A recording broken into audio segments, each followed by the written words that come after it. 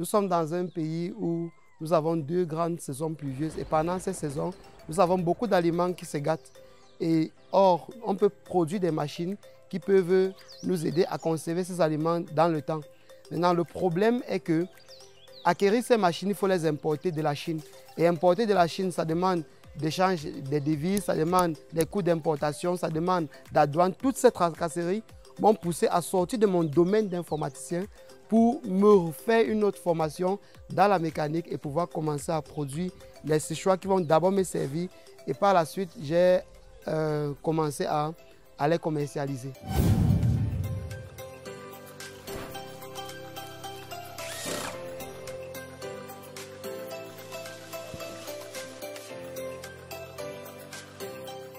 Bonjour, investir au Cameroun.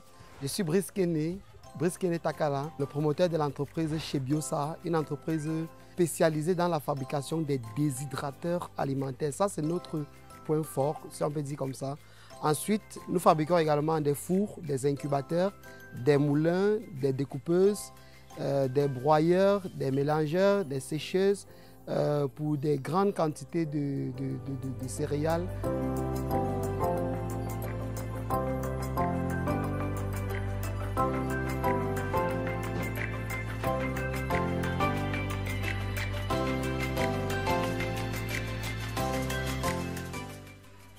La capacité de production que nous avons aujourd'hui, nous sommes capables de produire jusqu'à 500 machines par an. Bon, mais là, ça dépend également des commandes. Oui, ça dépend des commandes, mais jusqu'à présent, on peut produire 500 machines toutes les années. Les machines que nous commercialisons varient de 50 000 à 2 500 000. Ça, c'est la marge des prix de toutes nos machines. Ce n'est pas cher pour le Camerounais moyen? Non, 50 000 avoir un déshydrateur que tu vas utiliser ou alors avoir une machine. Pas forcément un déshydrateur, c'est une machine agroalimentaire qui va te permettre de quand même faire une semi-automatisation de ton process. Moi, je pense que ce n'est pas cher vu le coût des matériaux qu'il y a sur le marché.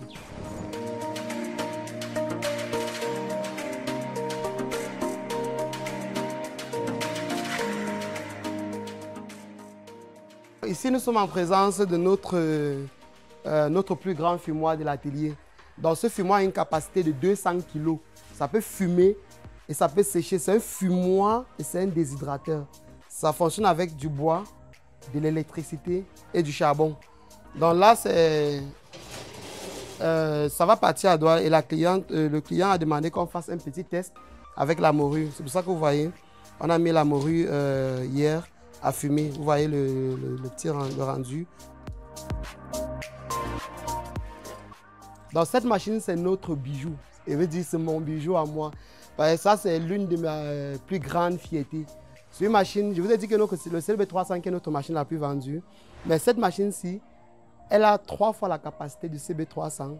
Elle a toutes les sources incorporées. En fait, c'est le CB300 robuste, si on peut dire ça comme ça. Donc, elle possède 2 chambres de combustion à charbon.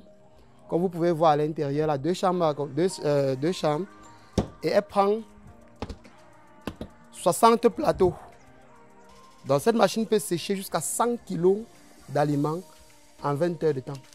Ça vous prend combien de temps pour fabriquer une machine de cette taille? Cette machine prend 3 semaines, celle-ci, pour la fabrication de ça. Et la matière première, comment vous approvisionnez?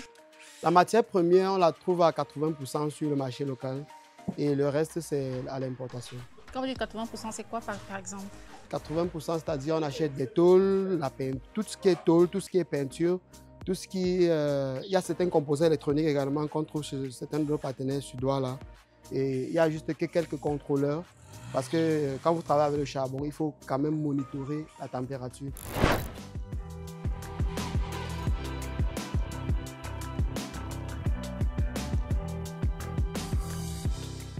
Ce n'est pas une forte flamme qui va faire en sorte que les produits sèchent vite. Quand on est en train de travailler avec la machine, on travaille avec la flamme bleue. Donc regarde, quand je vais allumer, pas besoin, ne te précipite pas même que dans la machine. Tu as vu la flamme, non? Ça, c'est la flamme bleue. Quand tu vas mettre à l'intérieur de la machine, il va falloir encore diminuer même.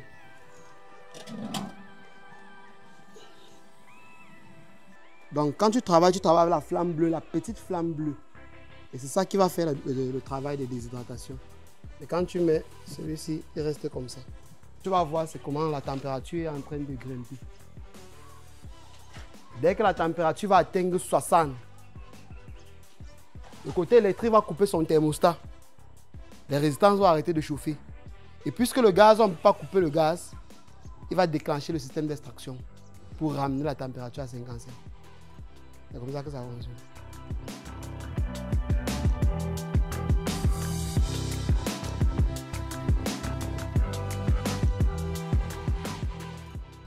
Bon, les plus grandes difficultés qu'on fait face, comme vous connaissez, dans le domaine de l'industrie de fabrication, c'est celui du financement. Heureusement, on a obtenu tout récemment un financement de IPET pour nous accompagner dans notre processus de développement. C'est vrai, ça reste pour le moment un prêt, un emprunt qu'ils nous ont fait avec 0 taux d'intérêt, qui nous soutient et qui nous soulage déjà beaucoup. Et ça nous permet de pouvoir prototyper les machines. Parce que quand vous faites une machine, il faut la tester. Et si ça ne marche pas, il faut recommencer à 0. Et tout ça, ça entraîne beaucoup de frais.